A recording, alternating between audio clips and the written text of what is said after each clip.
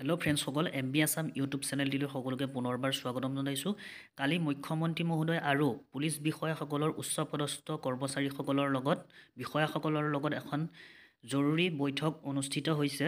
সেই বৈঠকত গৃহৰক্ষী জোৱানসকলৰ বিষয়ে বহুতো আলোচনা কৰা হৈছে। কি আলোচনা কৰা হৈছে জানিবলৈ ভিডিঅ'টো সম্পূৰ্ণকৈ চাব। আৰু যিসকলে মোৰ চেনেলত নতুনকৈ আহিছে, প্লিজ চেনেলটো ছাবস্ক্ৰাইব কৰি কাষত থকা বেল আইকনটো প্ৰেছ কৰি ৰাখিব। আহক আজি ভিডিঅ'টো আৰম্ভ কৰোঁ। কালি হৈ যোৱা বৈঠকত আলোচনা কৰা হৈছে বহুতোখিনি গুৰুত্বপূৰ্ণ কথা আৰু মুখ্যমন্ত্ৰী মহোদয়ে তেখেতৰ ফেচবুক পেজত এটা পোষ্ট কৰিছে। ইয়াতে লিখা আছে যে মাননীয় মুখ্যমন্ত্ৰী ডক্টৰ হিমন্ত বিশ্ব শৰ্মাই আজি লোকসেৱা ভৱনত গৃহ বিভাগ আৰু আৰক্ষী বিভাগৰ উচ্চপদস্থ বিষয়াবৰ্গৰ সৈতে এক বৈঠকত মিলিত হয়। বৈঠকত গৃহৰক্ষী বাহিনীৰ বিভিন্ন বিষয় সম্পৰ্কে বিতংভাৱে আলোচনা কৰা হয়।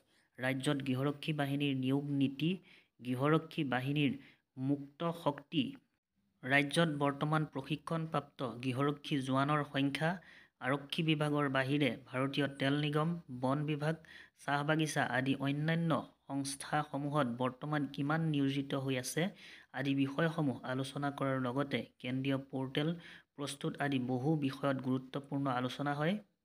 গতিকে গৃহৰক্ষী জোৱানসকলৰ ওপৰত এটা গুৰুত্বপূৰ্ণ আলোচনা হৈছে আৰু মোৰ বোধেৰে মুখ্যমন্ত্ৰী মহোদয়ে আলোচনা কৰিছে যে গৃহৰক্ষী জোৱানসকলক কেনেদৰে আগুৱাই লৈ যোৱা যায়, তাৰ কাৰণে বহুতো আলোচনা হৈছে। গতিকে এইটো খুবেই ভাল খবৰ গৃহৰক্ষী জোৱানসকলৰ কাৰণে। তেখেতসকলে যিহেতু বহুত দিনে মাত মাতি আহিছে গৃহৰক্ষী জোৱানসকলক সংস্থাপন লাগে, গতিকে চৰকাৰে এটা ভাল চিন্তা চৰ্চা কৰিছে গৃহৰক্ষী জোৱানসকলৰ কাৰণে। এইটো খুবেই ভাল খবৰ। গতিকে অতি শীঘ্ৰেই গৃহৰক্ষী জোৱানসকলে নিশ্চয় ভাল খবৰ লাভ কৰিব বুলি মই আশা কৰোঁ।